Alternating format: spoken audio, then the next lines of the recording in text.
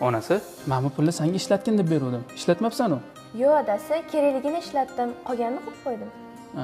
Ha, bo'pti, men olib qo'y. Yo'q, hozircha pul kerak emas. Ha, mayli, kerak bo'lganda so'rarsan.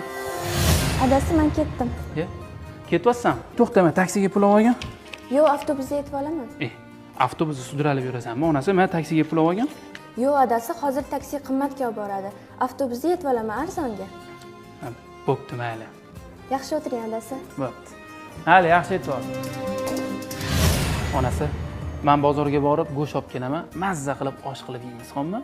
Adasi, o'zi shundoq emas, xudimiz ko'p. Hech narsaga ovora bo'lmang. Uydagi bor narsalardan o'zim sizga shirin qilib ovqat pishirib beraman. U narsalar ham o'l bo'lib qolmasin. Mayli. Adasi, mana bu ko'yni ham chiroyli ekan. Senga anunisi yoqdi-yu, o'shani olmaysanmi? Yo'q, men unaqa qimmat ko'yni kiymayman-ku. Bizani pulimiz bor-ku, bemalol o'zingga yoqqan narsani olaver. Yo'q, mashinasi menga ko'proq yoqdi-da. Adasi, safarda qiynalmayapsizmi? Yo'q, qiyinchilik yo'q. Hozir Samarqanddagi Family Parkga keldim. Hamkasblarim shu yerda kutib turgan ekan. Ha, vaqtida ovqatlanyapsizmi? Undan xavotir olma. Bu yoqda fast fooddan tortib milliy taomlargacha xullas hamma ovqat bor ekan. Zerikmayapsizmi? Zeriksak bowlingga kiramiz, kinoteatr ham bor, kino ko'ramiz. Mazza qilib katoga uchsak ham bo'ladi. Xullas, mazza qilib yuramiz zerikmasdan. Bundan tashqari erkaklar, ayollar, bolalar uchun bor-ku, rosa ko'p brendlarning kiyimlari bor ekan. Ha, yaxshi. Xullas, hamkasblarim bilan mazza qilib yuramiz.